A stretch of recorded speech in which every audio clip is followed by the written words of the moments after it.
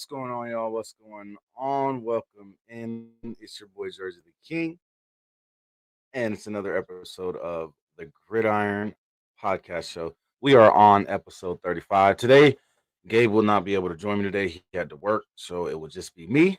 Welcome in, everybody. Welcome in, brother. How you feeling today, bro? Appreciate you being here. Yes, sir. Let's get it popping. He said, "Let's get it popping," like he took Viagra. How we doing today, man? Happy Saturday to everybody out there watching. So happy to have all 7 of y'all here. It's a beautiful thing. Yes, sir. Rig Rocker, what's going on, my brother? How you feeling today, bro? Welcome in, welcome in, welcome in. We got a great show for you guys today. I got a great show for you guys today. Regardless, Gabe is here in spirit, so it's still gonna be a great show regardless of who's hosting. We're gonna talk some USFL XFL merger talk. We got some NFL Week 7 talk. Who's the best team in the NFL right now? We'll definitely get into that. And who's the front runner for Offensive Rookie of the Year? Is it CJ Stroud? I mean, in my eyes, kind of think it is. I know you are, man. I heard they're down right now. I heard the Buckeyes game ain't looking too good for you guys. So I hope it turns around. But we got some fan mail from my boy Hit, of course, like always. And it's got a jam-packed show. It's not gonna be a super long show today, so guys, bear with me and stick around. Let's get it popping. This is the Gridiron live from Las Vegas, Nevada, baby. I'll let you.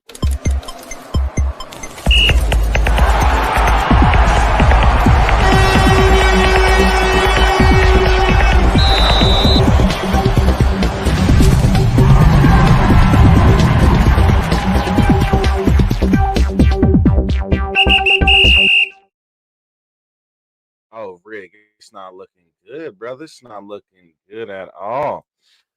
So, like I said, man, we're gonna be talking some USFL XFL merger talk, and right now, a lot of speculation is still going on. Okay, there's not been an official announcement on whether or not it's going to be 16 teams, all 16 teams, if it's going to be 8 teams from the USFL, 4 teams from the XFL, if it's going to be vice versa, 8 teams from the XFL, 4 from the USFL. Either way, we don't know. The XFL recently just put in for copyrights for the UFL name and logo and likeness. So there's a lot going on right now. But everyone is still in the dark. That's the thing. Everyone is still in the dark. And we got to understand that nothing's going to be put out there until the time is right. But from what all the speculation is telling us, it's not looking good at all for XFL fans. If the speculation and rumors that's been circling for the last week or so is correct, we're looking at losing 4 franchises out of the XFL. Basically, this is looking like the USFL is taking over the XFL. And if that's the case, then we were lied to. Let's just keep it real. If that's the case, we were lied to. The XFL lied to us because we were told and we were led to believe that not only are we going to have a full 8-team XFL season 1 and season 2, but there was a chance for the XFL as a league and as a whole to expand, add more teams. Exactly, Rig. We've been lied to since the beginning. And I'm starting to feel that very, very deeply. Like, I'm starting to feel that we were lied to in the very beginning because nothing that has been constantly said by the owners and, the XFL as a league to the fans has come to fruition like it was supposed to. And now with this whole merger, it's looking like the XFL is folding again, just into the hands of the USFL. And it's not looking good. It's not looking good at all. Exactly. They were wolves in sheep clothing. And I'm really disappointed right now because I feel that it's not going to be a good look for spring football. Let's keep it real. If the USFL gets their way and they go to a hub format, they go back to a hub format today, right? Or today, this week, or this season, whatever, with the merge. I don't even know, man. It's got me jumbled with my words. But anyways, if they go back to a hub format, nobody's going to watch this football. Nobody's going to go to the games. I don't see many people traveling all over the United States just to go see a football game for a home team that should be playing in their respective city. Yeah, but in a way, the XFL did it to themselves. Damn right, hubs don't get dubs. But like I said, they're doing it to themselves. They did it to themselves. They went in here with a different mindset, and it didn't go the way that they wanted. And my thing is, for when it comes to The Rock and Danny Garcia, you guys have enough money to put all the money that's needed into the XFL. You guys have the money that was needed to put into the XFL. You just chose not to spend it. I just I don't understand. Rick says every single day they are losing more and more credibility and the trust of the fans. Yeah, and eventually there's going to be a shortage. Let's put it that way. There's going to be a shortage in viewers. There's going to be a shortage in fans in the stands, or we may be looking at another USFL season with no fans in the stands, and all they're caring about is TV views. Bro, Rig, I understand, man. I'm starting to feel the same damn way because it's like when you guys first came out and said, "Hey, we're buying the league. We're looking to do this. We're looking to do that." Everybody got excited again for the XFL. We had a whole season. Seemed like it was successful for the most part. We were egged on to believe that we were getting a second season of the XFL, but we're not. From what I'm seeing, it looks like we're getting a new season of a merged football league that still takes away 4 XFL teams. And at the end of the day, if they take away all these teams, no one's going to watch. No one's going to watch. The USFL barely had people in the stands when they did. The XFL had thousands of people in the stands. You take away these teams, you take away their fields, you take away the whole situation of being able to play in your respective city, and you take it back to a hub format. Oh, spring football's done. They're going bankrupt. I don't care what no one says. I don't care what no one says.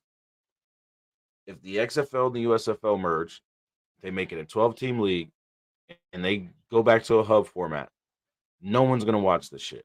And the people that do watch it are going to complain about it every single week. Watch what I tell you. And I feel bad for these players that are losing out.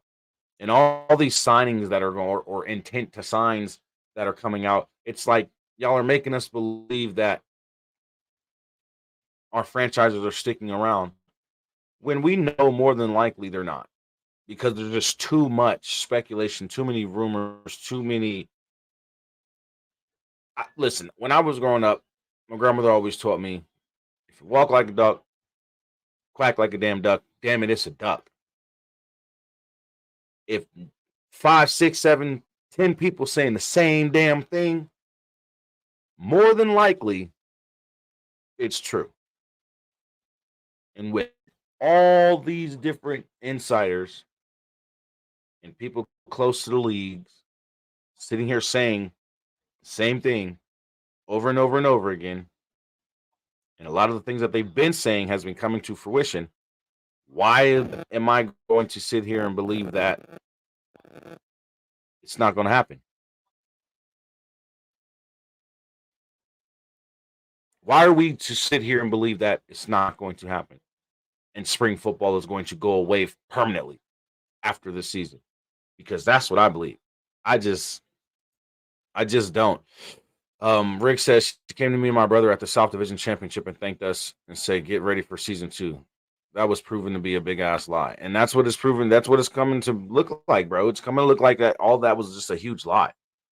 You know what I mean? And it's like we would have supported the league regardless of how much money they lost last season. We would have supported the league this season, knowing that we were getting a second XFL season. Look how many podcast shows are coming out for different teams, for the X Fan Legion.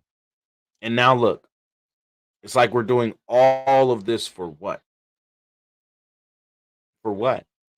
We're putting our heart and soul into all of this podcasting, supporting, showing up to games, being super fans, the whole nine. Rig, you're damn right. It's a huge F you to all of us.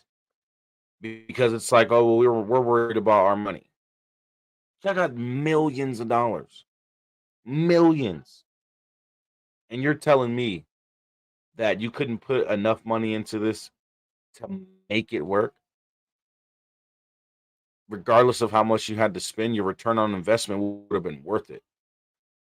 Even if you would have lost a little bit this past season, you would have been able to recoup it next season. Why? Because more fans would have been prepared to come to games and support teams. More fans would have been like, okay, the XFL is for real this time. More fans would have been like, hey, the XFL has a second season for the first time ever. We're going to go and support these games, support this league, become fans of these teams that are in our respective cities. Now you're telling us that you're merging with the USFL. The USFL may be taking over basically and getting their way. Yeah, that's what it's seeming like, Hit. And it's horrible, man, because at the end of the day, so like I said, like I keep saying, so many people has put so much time and energy and passion into this and supporting both of these leagues. You know what I mean? And at the end of the day, it's like, why are we getting screwed over as fans, as supporters, as podcasters, as journalists, as writers? Why are we getting screwed over?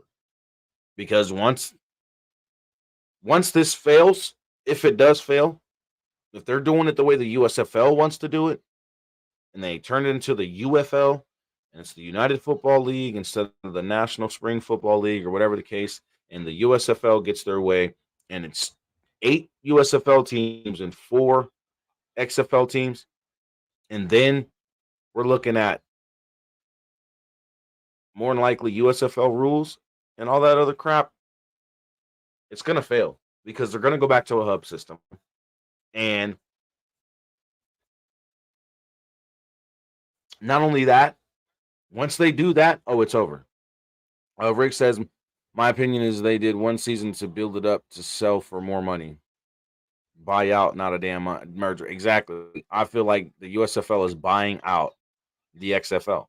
Plain and simple. You know what I mean? It's like they're seriously sitting here buying out the XFL and saying, okay, we're going to take these 4 teams of y'all, add it to what we got going on.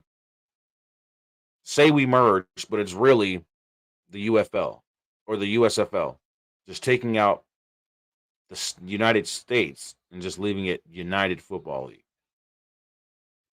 Instead of a merge, it would be National Spring Football League because that's 2 leagues coming together and saying, hey, we're going to make this work together. That's why the National Spring Football League would have been a better name for a merged league. And that's also how you can tell that this isn't really much of a merge. It's more of a damn buyout. It's really more of a buyout.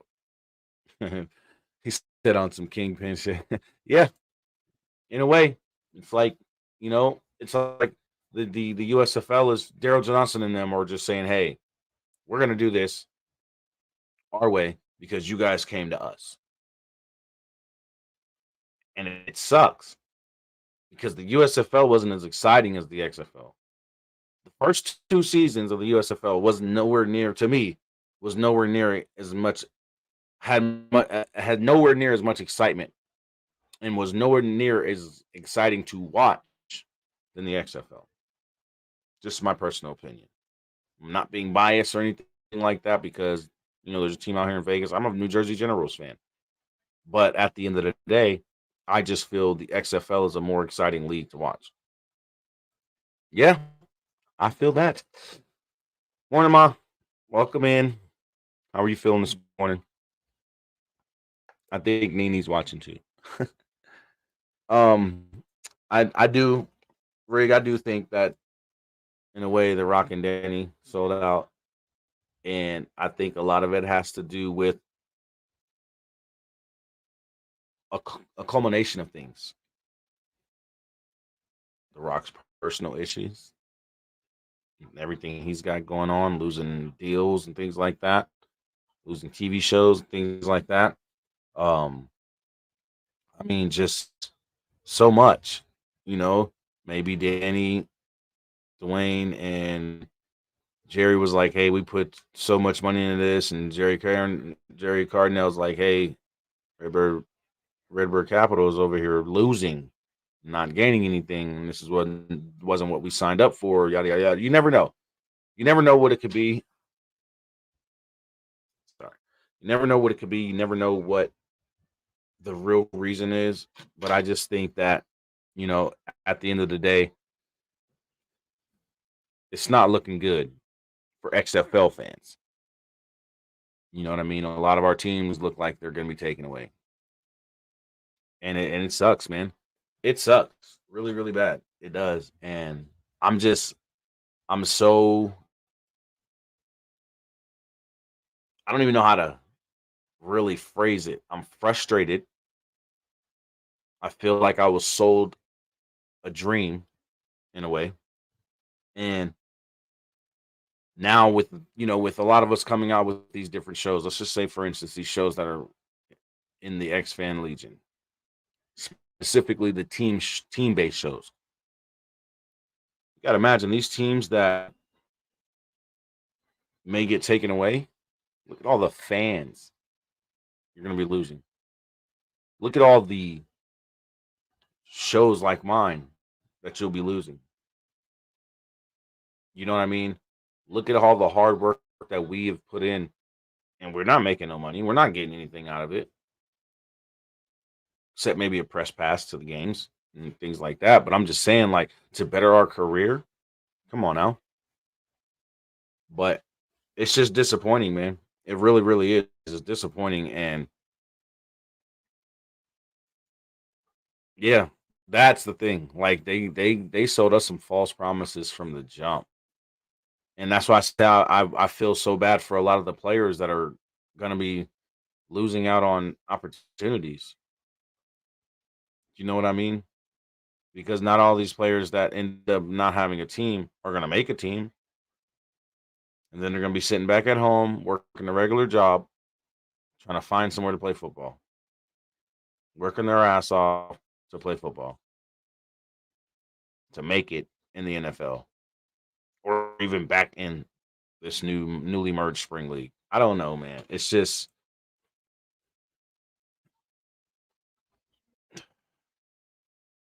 sad, man.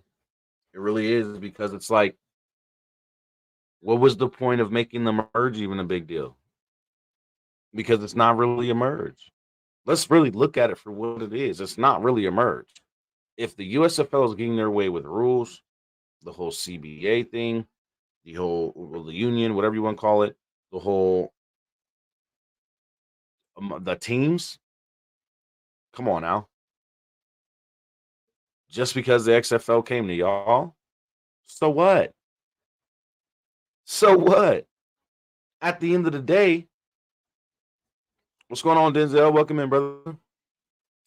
Hell, the AFL and I don't remember what the hell the name of the league is, but the AFL, the Arena Football League, just um merged with the indoor with a indoor football league. So like it's like, come on, man. They're actually doing it to where it's both leagues merging together. Y'all making it to where it's literally a buyout. The USFL is literally buying out the XFL. Let's look at it for what it really is. The USFL is buying out the XFL. Because if we're looking at having 12 teams instead of 16, and 8 of them be from the USFL and only 4 be from the XFL, but the XFL was a more exciting league to watch and be a part of as a fan than the USFL, this is a buyout. Because at the end of the day, the USFL is getting their way. Rick Rocker says, I hate it for all of us, but I truly feel bad for the players that was given the promise of a league of opportunity. Exactly. Exactly. Hit says you can give it any name you want. It won't change how the XFL got shafted, but their own doing. Exactly. Denzel says to be real, I think the new league should use XFL rules, but it do look like. But as a but as a Battlehawks fan, I hate it, and I do too, man. As a Vegas Vipers fan, I hate it. I hate it, especially the fact that you're going to take away the Vegas Vipers, you're going to take away the Seattle Sea Dragons, you're going to take away the Orlando Guardians, and you're going to take away the Houston Roughnecks, and you're going to keep the Houston Gamblers over the Houston Roughnecks? What? That don't even make sense. The Gamblers franchise sucks. Let's just call it for what it is. I'm sorry. Fan base ain't strong. The logo's whack. Uniforms are trash. They barely win games. I mean, let's call it for what it is, man. I would rather see the Houston Roughnecks franchise continue on in this new merge league than the Houston Gamblers. Hell, I'd rather see the Vegas Vipers than the Pittsburgh Maulers. I'm just saying. It's ridiculous, man, and it's heartbreaking for not only us fans, but especially those players, like Rick said, who were promised a league of opportunity. Hidden says these teams going to suffer now because they are about to get rid of great teams, and for what exactly? Denzel says the Gamblers are stupid to me. That can backfire on the league. It will backfire on the league. I promise you that. Keeping the Gamblers franchise, if they keep the Gamblers franchise over the Houston Roughnecks franchise, it's going to backfire. And not only will it backfire, it's going to blow up in their face because that's going to be a major loss of fans. Ain't nobody going to watch. Anybody in Houston is not going to be like, oh, yeah, I'm going to go ahead and support the Houston Gamblers still. No, they're not. I can guarantee you about 80% of spring football fans in Houston were not Gambler fans. They were Roughneck fans. They went to XFL games. Why? Because the Houston didn't have nowhere to frickin' play. On top of that, Houston isn't a great team or a franchise. I'm just saying. Exactly. Exactly. You can't even gamble in Texas. So why even name them the Gamblers? What are they gambling in Texas? Doesn't even make sense. Doesn't even make sense. So it's just like they better be smart about what they do. And if the XFL allows the USFL to basically buy them out in this merge, I'm done. I don't think I can support it. I really don't.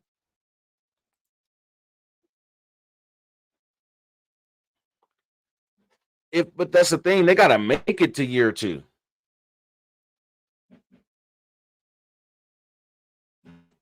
Like they have to make it to year 2. They don't even have a fan base.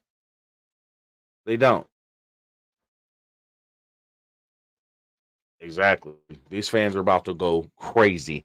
I guarantee you. it's going to backfire on the league in a bad way, in a very, very bad way. And people are going to see what we're talking about now come to fruition if they do go this route. And I'm telling you, the league is going to fall apart. If they come out with a 12-team merged league, it's not going to last. It's going to fail. Period. If you don't believe me, just wait on it. It's going to fail. I've been telling everybody since the merger announcement happened. If they merge and don't have all 16 teams and they go back to a hub system or a hub format, this league is done. Spring football is done. It's as simple as that. If you don't believe me, just wait on it. It's going to happen. I promise you, it's going to happen if they go about it this way. Real talk. I don't care what nobody says. Oh, I know you do. I know you do, Rig. I know you do. And it's going to be all bad. If they go about it with this 12-team format, hub format crap, it's a wrap. Keeping 8 USFL teams and only 4 XFL teams, this league is over. This league is over. Period. I promise you that. It's over. And it's going to be bad. It's going to be very, very bad. The fallout is going to be bad. But here's the thing. It's all on y'all.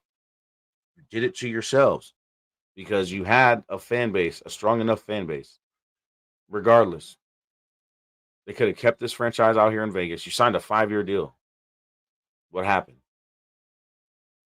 You know what I mean? So I think just all of this was a crock of shit from day one.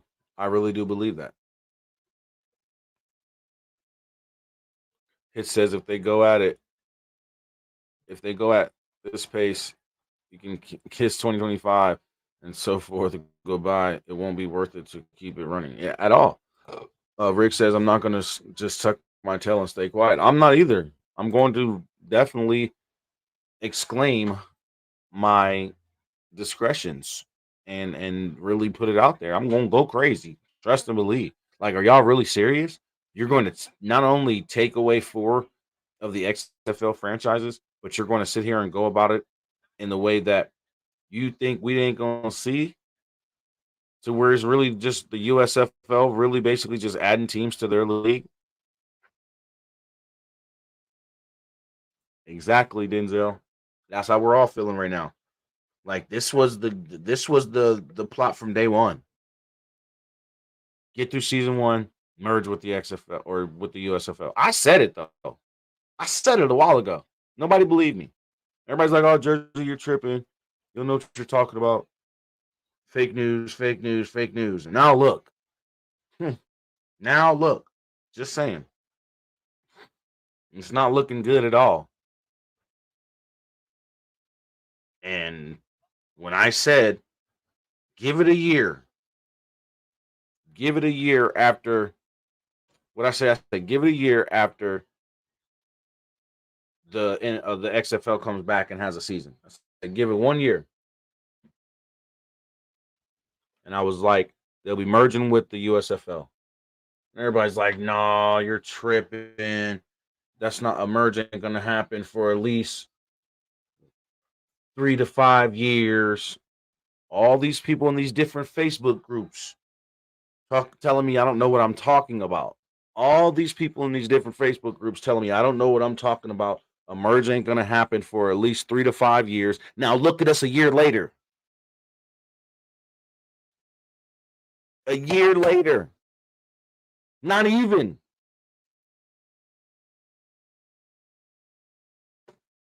We ain't even getting to season 2. We thought. We thought. But it's not happening. From what we're seeing, it's not happening. And sad to say it, but it's the truth. I don't see this going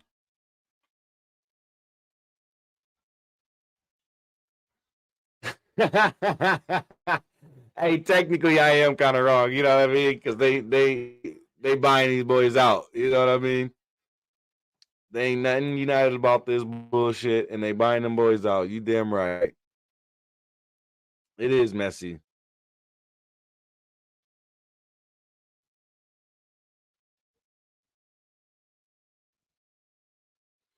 But Denzel, that's the thing. They planning on moving the Pittsburgh Maulers to Canton and leaving Philly where they at. But ain't no telling what they're gonna do in New Jersey. And that's what I'm saying. If you ain't gonna have, this is my thing though. If you're gonna keep the hub format, it's over. Hubs don't get dubs. It's over, bro. The hub format is not gonna get you success. It's not gonna bring neither one of these leagues success. That's why the XFL came into this past season like, hey, let's get fields for our respective teams in their respective cities. And Mike Tackett's in the building. What's going on, Mike? But let's get respective, or let's get fields for our respective teams in their cities and go from there. Let's engage with the fans and this, that, and third. The USFL didn't give a damn about that. They're like, nope, we're going to the hubs. And then after the season, they were like, oh, we're going back to the hub still. It's like, come on now. Um, Mike Tackett says, I wonder that Dwayne, Danny, and Jerry's involvement, if any, will be. It's a shame that people with power are always the ones ruining the spring football experience. Dwayne was supposed to be that guy, player 54, etc., all about making a buck and not setting a solid infrastructure for decades to come. Thanks for Redbird Capital for making up the making up for the XFL COVID year. It was fun in 2023. RIP spring football in the USA. Europe's doing it right with the ELF, and GFL leading the way. And I don't disagree with that at all, Mike. I don't. They really screwed us the hell over. Like when I say they screwed us the hell over, they screwed us the hell over from day one. And it's all about money and power. And hey, we're doing this, and hey, we're doing that. But why be the ones to say, hey, we're doing this, and then it fails, and your name is backing that. Like, bro, you're Dwayne the Rock Johnson, one of the biggest stars in entertainment, one of the richest stars in entertainment, and you decide to buy a football league because you never made it to the NFL. Instead, you went into wrestling, professional wrestling, and became a freaking star.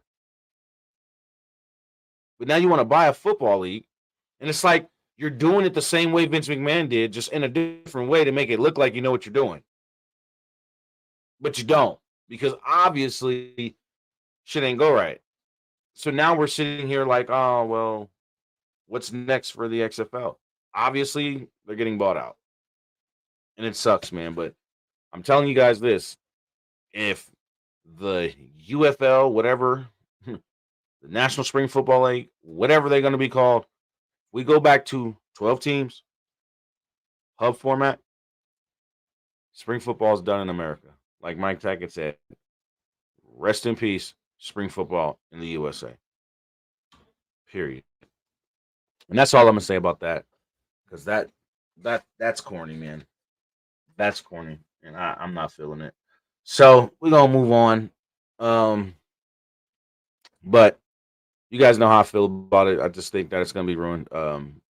If you want next week, send in your fan mail questions. If you have any fan mail questions you'd like me to ask or answer on the show, I'll do so. And I believe Gabe will be back next week. Got to double check and make sure his work schedule changed up on him for the weekend. So we'll be back. But make sure you email your questions to the Gridiron Podcast at gmail.com. And again, I will ask them and answer them on the air.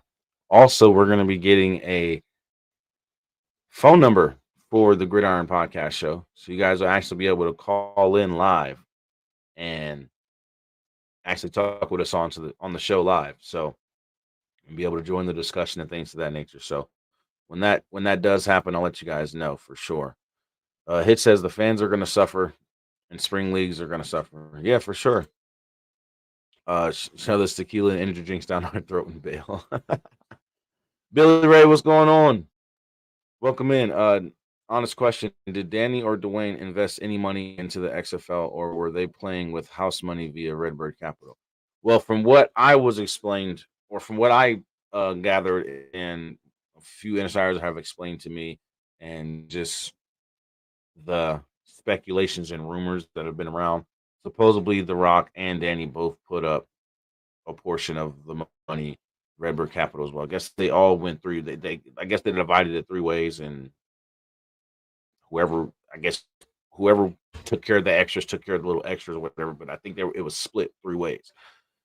Billy Ray Hafford says, "I'm happy we have spring football, but Billy Ray, we may not have spring football for much longer. If the way this merge is looking with the XFL and the USFL merging, it's not looking like an actual merge. It's looking more like a buyout.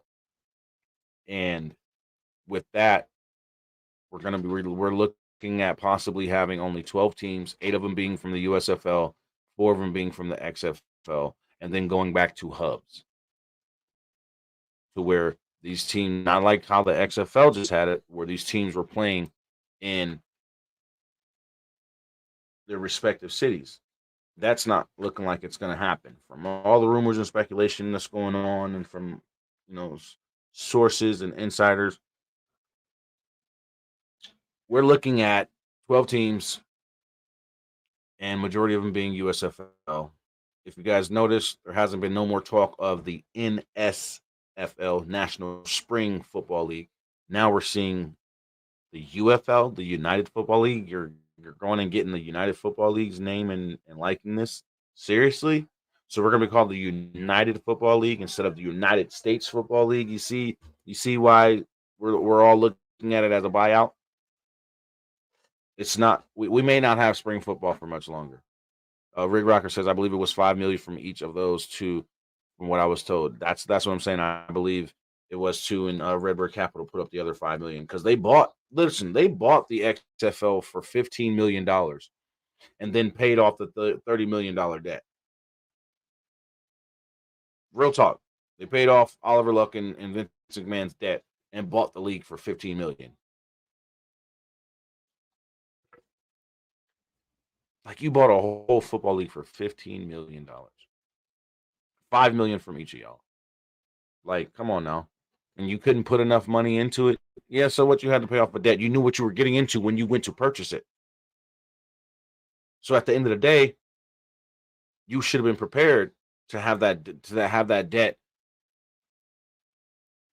within that price of that 15 million. So if you knew you were going to have to spend a whole 45 million, you should have been prepared to spend 45 million and say, okay, we got to put some more money into this to make sure that it's successful and we get a return on investment, not just after this season, but more seasons to come. But instead, you do it the cheap way, and now look at it. You're getting bought out. It looks from the outside looking in, it looks like the XFL is getting bought out by the USFL, and the USFL is taking Spring League over. And if that's the case, I'm sad to say, but it's done. Spring League will be done after this upcoming season. I promise you that. Just watch and see. Mark my words. If the USFL gets their way, goes back to the hub system, has it only 12 teams, 8 USFL, 4 XFL, have the whole CBA and the union and all that shit, spring football is over with. Because if they're not playing on fields in their respective cities, nobody's going to want to watch or go to these games. Period. Now, like I said, speaking of fan mail, we're gonna get into some fan mail today. Hold on one second. My thing, I believe the XFL would have broke even in year 2 if they would come back. That's my thing. You would break even and probably even make a little bit of profit. So even go into season 3. But hey, they want to do it their way, and look what's going to happen. So, all right. But anyways, let's move on, you guys. It's about that time for some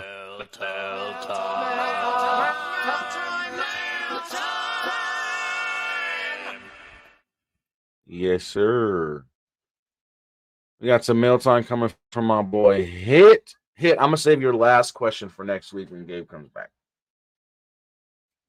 Hit says, how do y'all feel that some of the players who pass their prime get so much flack for not performing at peak performance? Ooh, I like that question. In all honesty, Hit, I feel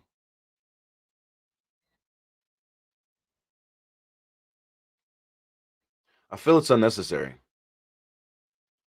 If a player has passed their prime and they're still performing at a pretty decent level, I feel that the flack that they get is unnecessary because my thing is this: you get your ass out here at this age and do what I'm doing. 34, 35 years old, and you're still out here playing football, tackle football with these young bulls, with these kids who are freaking whatever next level human being type shit. Like these kids are running 240s and jumping 45 feet off the ground off their vert. They're doing outrageous shit. And then you get these guys who are still up there in age and can perform damn near at the same level that these young guys are performing at. If they have off games, like come on now. If they have off games, exactly. If they have off games, it doesn't matter. It does not matter.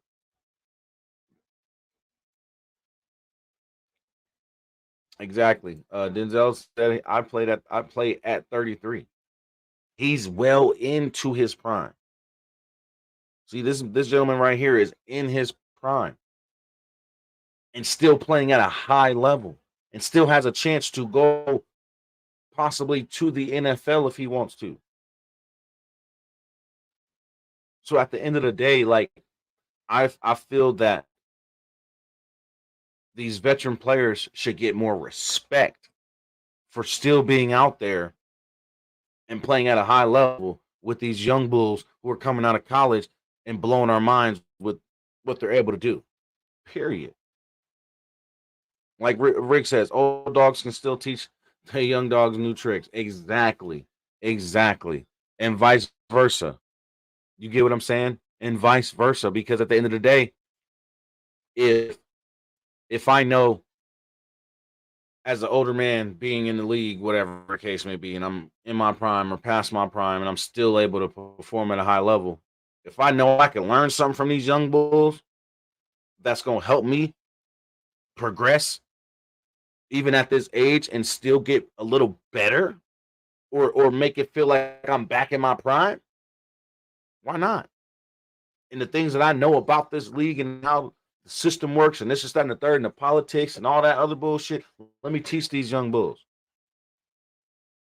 so they can learn from each other. So I feel there's no need for the flack that they get and the disrespect that they get. They should get all the respect in the world for being out there at their age on that field playing with these guys that's out there. Period, point blank. You feel me? So that's how I feel about that one, to answer your question. Most definitely, brother. He says like generations are going to be different, and people need to accept and let these players be. Exactly, brother. Exactly. All right, and like I said, I'm gonna do that question 3 for next week. So whatever other questions you bring on, we just gonna have all 4 or 5, however many you send in next week, bro. Question 2 from my boy Hit. He says, how hard does getting a penalty in the first quarter of the game affect the rest of the game? And when I seen this question, I really liked it. Before we get into this question, though, let me touch on this.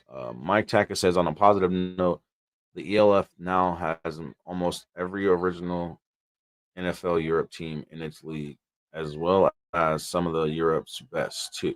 As a result, the NFL is making the EFL an international development league, which will also be where they pick up players from their international pathway program. Former 49ers head coach Jim Tomsula just helped the Rain Fire win the championship last month, and now Browns Hall of Famer Joe Thomas is going to be coaching the Munich Ravens. Can't wait to see the rivalry. Now that's what I'm talking about. That's going to be pretty lit. And see if the XFL and the USFL are looking to be the development league for this merge, is supposed to be setting up the development league. It's not looking too good. At least not the development league in the United States. It's not looking too damn good. But anyways, how hard does getting a penalty in the first quarter of the game affect the rest of the game? Well, to be honest with you, it depends on how many penalties they get. Like, exactly. It depends on the penalty and depends on how many penalties that your team racks up. That team racks up in that first quarter. You know what I mean? If you get a lot of offsides, holding, unsportsmanlike conduct, pass interference, things like that, especially like pass interference. Like pass interference penalties, especially early in the game, those hurt. You know what I mean? James Griffin, welcome in. What's going on with you? You were right on with your UFL comments. I appreciate it. But honestly, like it depends on the penalty. Like pass interference, for instance, it kind of slows that defensive back's momentum. You know what I mean? That cornerback sitting back there trying to play press coverage or just trying to be aggressive and things like that. And you get a penalty and you're like, damn, now I got to dial it back. Now I got to figure out a different way to do this. So it kind of takes a player's mind frame out of the game for a while to where they have to change up what they're doing. You know what I mean? So it's kind of hard, and it really does affect the team in the long run if they can't get the penalties to stop. You know what I mean? If you start getting one, you get another, then you get another, then you get another, and it just keeps piling up, then it's going to affect you the whole game because your whole psyche is different. Your whole mental is different. You know what I mean? So definitely that does affect you depending on the penalty and really depending on how many penalties gets accumulated in the first quarter. So I hope I answered your question, my brother. For sure, for sure. And again, like always, man, thank you for sending in that mail time, brother. Like always, that fan mail, you already know, it's always hype around here.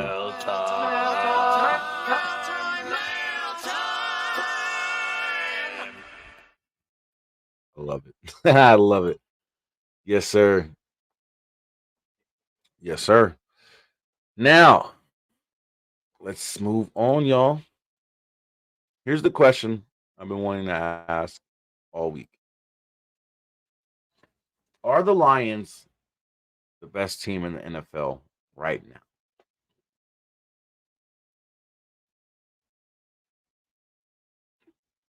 It's safe to say for me, I can't say that they're the best team,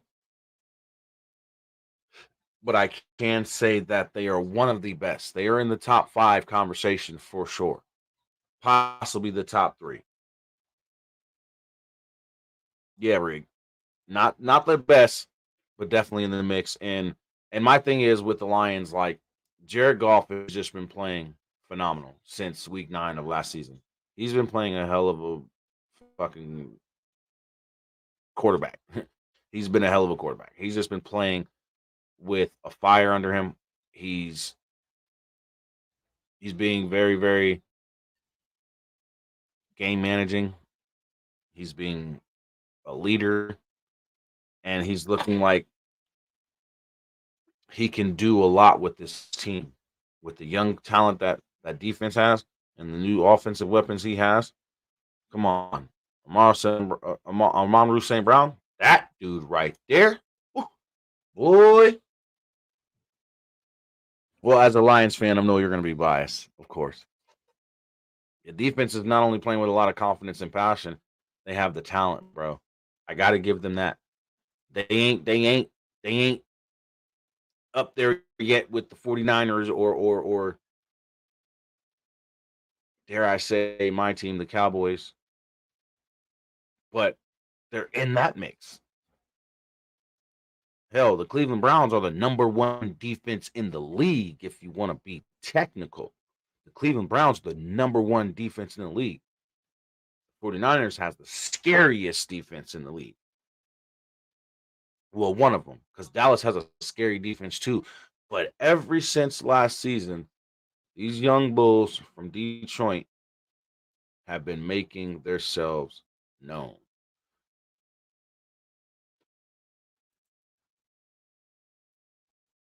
Rick, I'm glad you said that. I was just about to say that. These boys out here are playing lights out.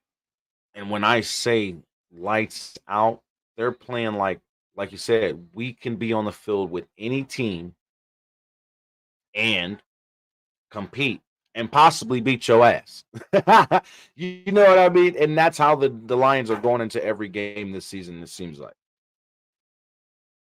And it's looking good for them. Now they got some tough games coming up on their schedule. It's not going to be no easy, breezy, beautiful season for them. But I feel that they're going to be in the NFC race for the championship, for the NFC championship. I do feel that. Now, Zell says to be real, they number 2 in NFC, but top 5 team. I can see that. I can see that. Y'all are playing with a lot of backups. Y'all do have a lot of injuries going on and still pulling out wins. So I do see that. But number 2 in the NFC, they are playing better than the Eagles. They are playing better than the Eagles. They are playing better than the Cowboys. I'm not even going to be biased here. So you could be right. Because the 49ers are the best team in the NFC. And then I have to say the Detroit Lions is right there. Then the Eagles, then the Cowboys. But I mean, hey, you know, you never know. The rest of the season still got to come through. We only in week 7. You feel what I'm saying? And it depends on how the rest of the season goes. But as of right now, I can't say that the Lions are the best team in the entire league, but I definitely say they're in the top 5 teams of best team in that conversation of the best team in the NFL. They are in that top 5 conversation. Period. Point blank. You cannot take that away from them, and if you do, you're a hater. Period. The Denzel, the I was gonna say the Denzel Detroit Lions. No, but Denzel's Detroit Lions are definitely playing lights out.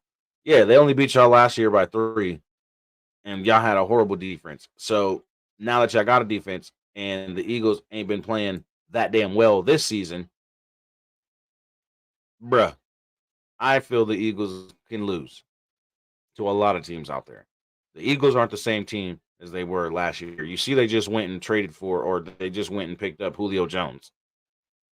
That ain't gonna mean shit if you're pressuring Jalen Hurts.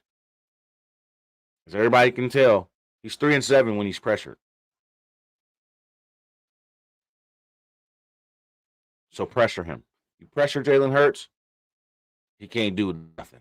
He can't do what we're accustomed to seeing him doing from last year. He's not doing all that this year. Why? Because he's getting pressured. These defenses are better than they were last year. Some of the defenses that he faced last year are better than they were last year, this year. So it's a whole different ball game. And the Eagles aren't looking the same. They don't have. I think they have maybe one double-digit win this whole entire season. I'm just saying they ain't the same team. So don't count out them Lions, and don't think that the Lions are scrubs because they're not. I'm telling you that right now. They're not. They're definitely not. Moving on. So shout out to all the Lions fans. Showing y'all big love. Showing y'all big love. You know what I mean? Question of the day. As far as this conversation goes, is CJ Stroud the front runner for Offensive Rookie of the Year?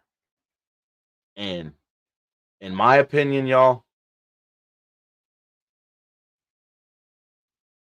there's only one other rookie out there whose name is really getting a lot of recognition. And he's down there in Atlanta. His name is Bijan Robinson. But as far as like rookie quarterbacks go, yeah, my man CJ Stroud, he's thrown 0 interceptions, if I'm correct.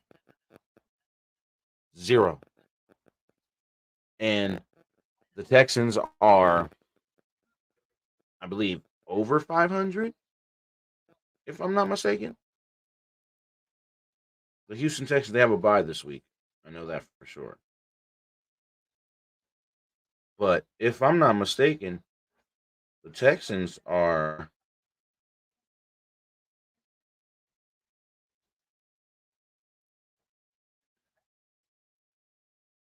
3-3. They're right at 500. They're right at 500. Yeah, I like Laporta from the Lions. I do like Laporta from the Lions. He's up there too, definitely. I can see him being in the conversation of offensive rookie of the year. Him, CJ Stroud, and uh CJ Stroud and Bijan Robinson, top three. Top three for sure. Rookie of the year conversations, offensive rookie of the year conversation. And I think Aiden Hutchinson from Detroit will be the defensive rookie of the year. I really do think so.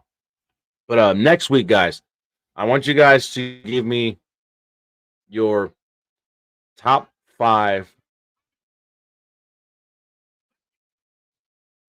defensive backs of all time. Send them in to the Gridiron podcast at gmail.com. And we'll discuss that next week. When Gabe comes back, I hope Gabe's coming. I think Gabe's coming back, but we'll discuss that next week. And I want you guys to let us know who you think the top 5 greatest defensive backs, cornerbacks of all time are. And we'll definitely discuss it next week. Also, send in those fan mail questions as well, like my boy Hit does every single week. Yeah, giving y'all some homework, man. Giving y'all some homework. But I do think those are your top 3 front runners for the offensive rookie of the year award. But I think CJ Stroud is at the top of that list. I mean, no interceptions through 6 starts, even in losses. He's playing very, very well, man. And I just think that he is the guy. I think that he is the guy. You know what I mean? Right now, don't get me wrong. Don't get me wrong. Laporta from the Lions is playing very, very well. Bijan Robinson is playing very, very well. But CJ Stroud he's got to be at the top of your list right now. In my opinion, from what I've seen, he's got to be at the top of your list right now. For sure. So, with that being said, let's move on to week 7 of the NFL. And I have to say, man, week 7 started off with a crazy game. Now, I know there are a lot of New Orleans Saints fans out there who are mad pissed off right now at your boy Moreau, whatever his name is, Butterfingers. Mr. I had the ball right here in my hands and I couldn't grab it. I know a lot of y'all are tight at that man from Thursday night's game because they had a chance to tie the game or even score a 2-point conversion and win the game. And he missed a pass in the end zone. And that did it. That I know there were so many people that was heartbroken.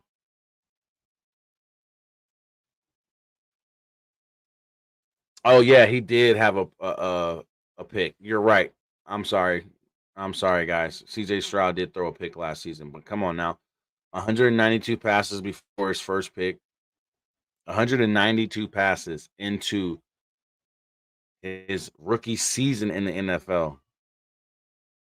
And that's when he throws his first pick. And it wasn't even really his fault, if I'm correct. I think the ball got tipped. So I'm just saying, like, he's playing on a whole nother level, man. I don't think there's anybody else at the quarterback level as a rookie is playing better than CJ. You know what I mean? Rick said I went to the game and seen it in person. Unfortunately, damn brother. Sorry you had to see that. But hey, at least you were there to see CJ Stroud play in person. So I know that was a great feeling. Now, for the rest of week 7, we got the Browns and Colts coming up. I think this is going to be an interesting game. The Browns are coming off of a crazy win last week with PJ Walker as the starting quarterback, and they edged out a victory over San Francisco 49ers. It gave them their first loss of the year. Excuse me. So I think the Browns are going to come into this game, and they're possibly getting Deshaun Watson back. Kareem Hunt is questionable. Ford starting as running back, of course. I think the Browns could edge out this victory. Anthony Richardson being out for the rest of the season is a huge loss for the Colts, even though Gardner Minshew is doing pretty well. I just think that the Browns defense is just going to pressure the offensive line way too much. And I think they're going to get after Minshew and get into that backfield, even with Jonathan Taylor coming back. I think they're just going to have a more successful time in that backfield. You know what I mean? Yes, sir. Former Roughneck. You said it. PJ Walker. Now we got the Bills and the Patriots next. We all know the Bills are looking like their season is just done. They're 1-5, and I don't see them having a chance against the Bills with no Christian Gonzalez and no Matthew Judon. Yeah, that defense is depleted. The offense is depleted. I mean, Bills all day. Then we got the Commanders and the Giants. Now, this is going to be an interesting game, but if Tyrod Taylor plays, I think the Giants could have a chance to win this game. But ultimately, I think the Commanders are going to win this game, and they're going to go on to they're going to move on to 4-3, and the Giants will drop to 1-6. I do believe that. Sorry, but I think the Commanders will win this game. Next we got the Lions versus the Ravens. Now this is going to be a very, very tough matchup. This is going to be a really good game. But I do see the Lions edging it out. I think the Lions will win by 3. I think it's going to be a really low-scoring game. I think the offenses might struggle because of the defenses and how well the defenses are. I think the Lions defense will have more success against the Ravens offensive line, especially that offensive line. I think they'll have more that defensive line will have more success against the offensive line, but I think the Lions offensive line may have a bit of an edge over the Ravens defensive line. So we'll have to just see. But I think the Lions will win by 3 and take it. And I think it'll give them a push to really be in that conversation as the NFL's best team for sure. For sure. Next, you have the Raiders and the Bears. Hands down, I'm going with the Raiders. I'm sorry. I'm not even going to discuss this game long. We both know both teams suck, but I think the Raiders edge it out. Then we got the Falcons and the Buccaneers. NFC South divisional game. This is going to be interesting, but I actually have the Buccaneers winning. I have the Buccaneers winning this game because I just don't think Desmond Ritter is a good quarterback. I think if they put in Taylor Heineke though, Taylor Heineke will win the game for the Falcons for sure. He'll lead them to a victory. I think he'll be a better downfield passer for them, and they need to just put him in the damn game. But I have the Buccaneers winning by a touchdown. Now, next we have Steelers and Rams. Ooh, this is a good one, but I think the Rams are going to edge it out. Matthew Stafford's been throwing that ball lights out. Puka Nakua has been going crazy. So he said they're lambs. Yeah, I'm gonna pick the lambs in this one. After that, we got the Cardinals and Seahawks. Now, this is going to be an interesting game because the Cardinals have been playing pretty good. They haven't been getting the wins, but they have been in every game. They've been given every opportunity and chance to show that they're not just some bum team, and they've to this point done that, but they haven't just accumulated the wins to get it. So I honestly think the Seahawks are going to go in here and at home and win this game, but I think it may be closer than what people think, especially if Geno Smith is hurt. So we'll have to see. After that, we got the Packers and Broncos. I'm gonna pick the Packer.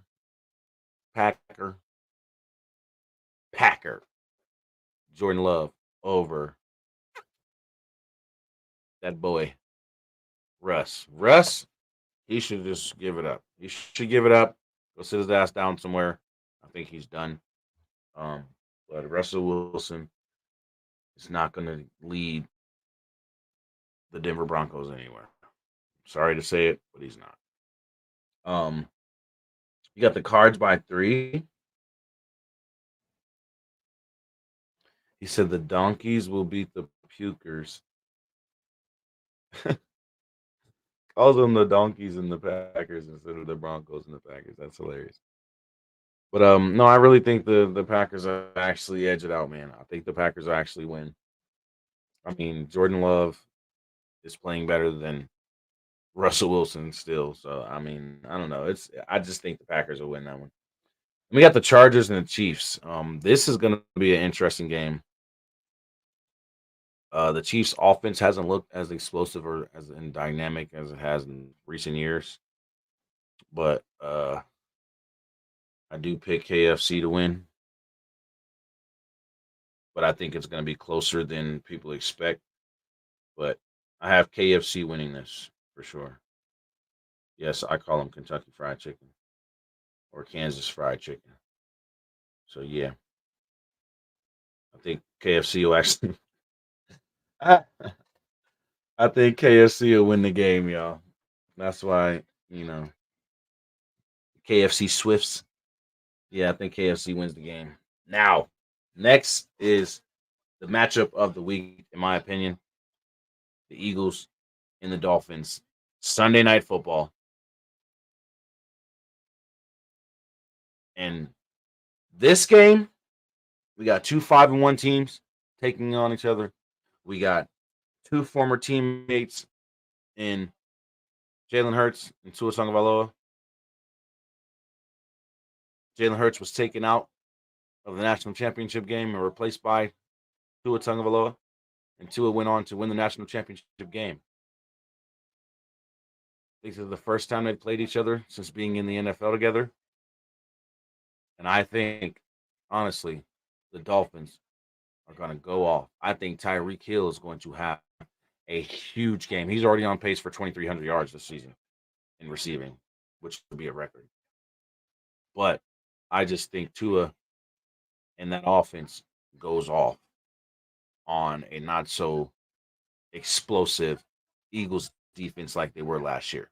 I honestly think the Dolphins are going to win this game. I think they're going to win by a big margin. And that's going to lead into the Dolphins and the Bills being the team to beat in the AFC. Period. Just saying. But in my opinion, the Dolphins are going to win this game, and I think this is going to be an explosive Sunday Night Football game. I think this is going to be the best game of the week and the most watched game of the week as well. So we'll have to see how the attendance is and the viewership is, but I really think the Dolphins edge this victory out by at least 14 or more. Or excuse me, no, 10. I'll say 10 or more points. I think the Dolphins win by at least 10 or more points. That's my opinion. I think Tua goes off for about 300 yards. I think Tyreek has about a good 200. Jalen Waddle has a good, 150 yards. I think it's going to be a huge game for that Dolphins offense. And then we move on to Monday Night Football and the 49ers and the Minnesota Vikings. Now, with this game, y'all, if Christian McCaffrey does not play,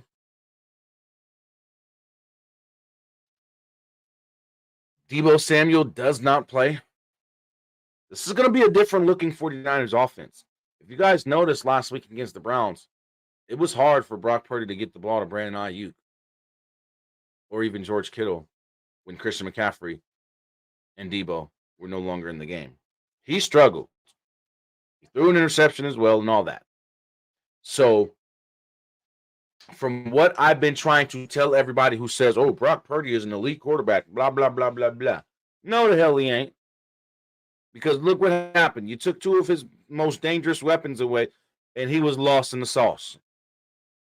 If you put him in a different situation and not this Kyle Shanahan set up juggernaut team, he's not as successful as he is looking to be.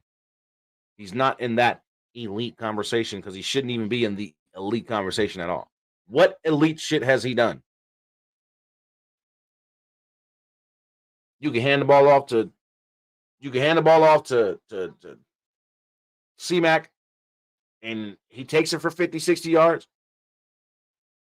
You can give a little end around to Deebo or a little jet sweep pass to Deebo and you get credit for all those yards that he just accumulated.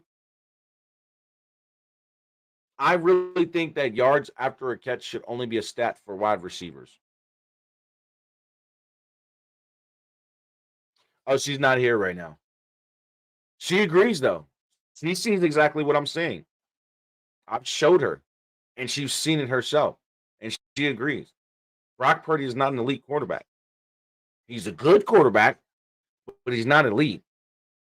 He just fits great in the system that he's in when all the players are healthy. So I think Minnesota has a chance if Christian McCaffrey and Deebo Samuel are not in this game. And I think if that's the case, then Minnesota has a chance to win this game, and I can see them winning by maybe 3 or 6 points. If Christian McCaffrey and Deebo Samuel plays, 49ers are going to walk all over Minnesota without Justin Jefferson in this game. And when I say walk all over these boys, they are going to pummel them. Period. And it'll be surprising if they don't without Christian McCaffrey. Or excuse me, it'll be surprising if the 49ers don't whoop Minnesota's ass with Christian McCaffrey and Deebo Samuel back in the lineup. If they're not in that lineup, I think Minnesota has a chance. So, taking the 49ers, unless Christian McCaffrey and Deebo Samuel do not play. That's just what it is, guys. So, there you have it.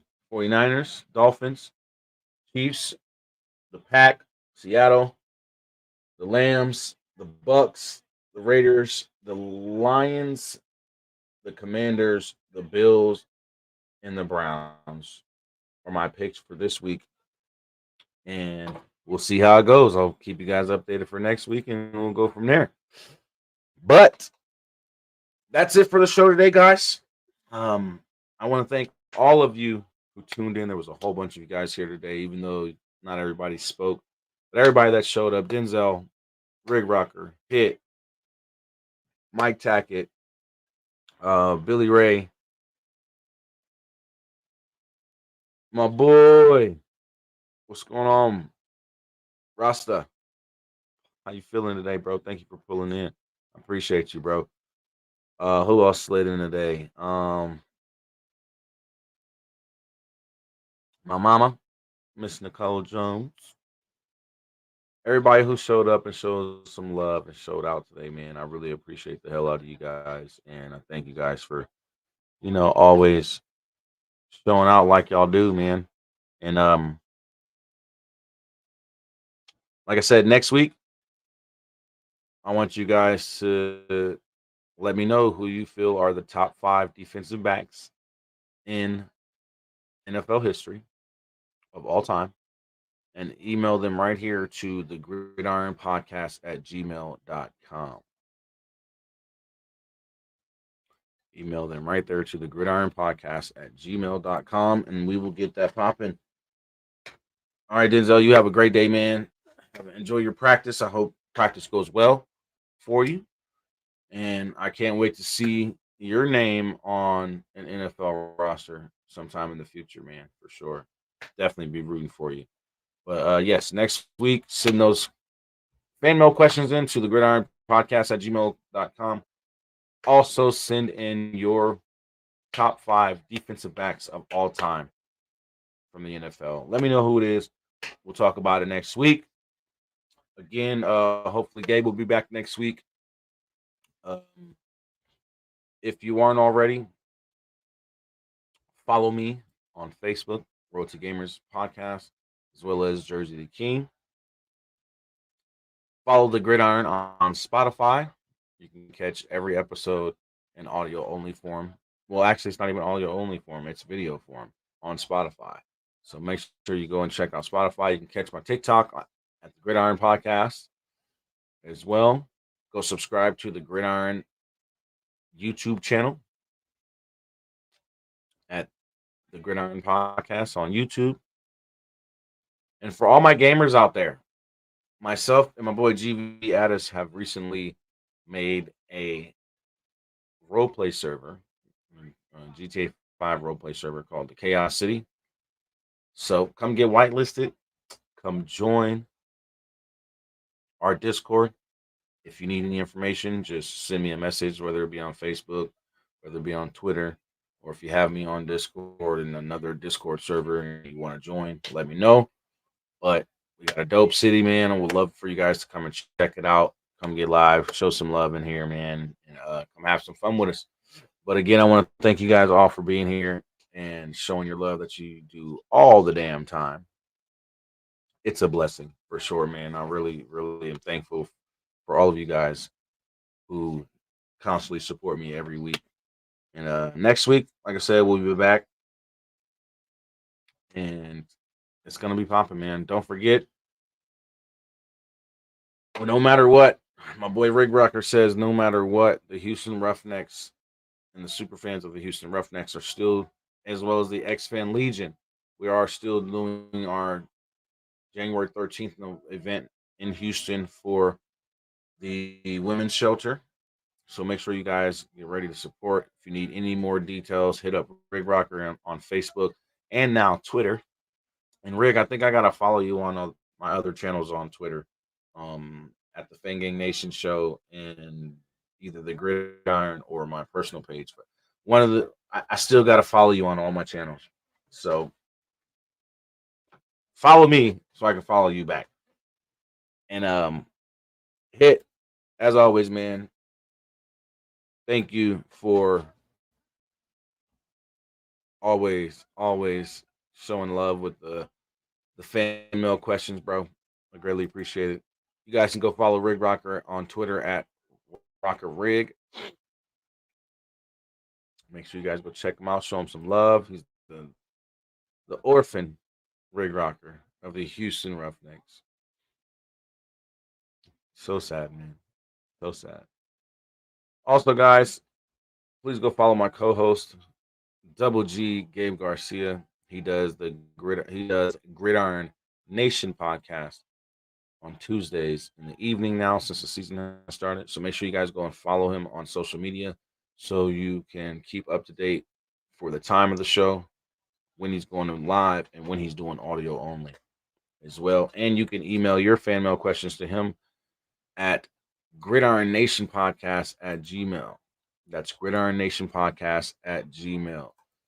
So, like I said, guys, I want to thank you guys for always showing up, showing out, showing me love, man, and being here to support. You guys make this show what it is, and I couldn't do it without you. I love you guys so much.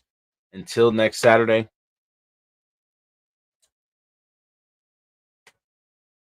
I'm going to try this, Gabe. I'm going to try it. No matter what life throws at you, no matter what you're going through, look those problems in the face. Take the positive out of that negative and keep moving forward. Because as in the words of the great Bruce Lee, be water, my friends. I love y'all. Holla at your boy. Until next Saturday, man. Peace out.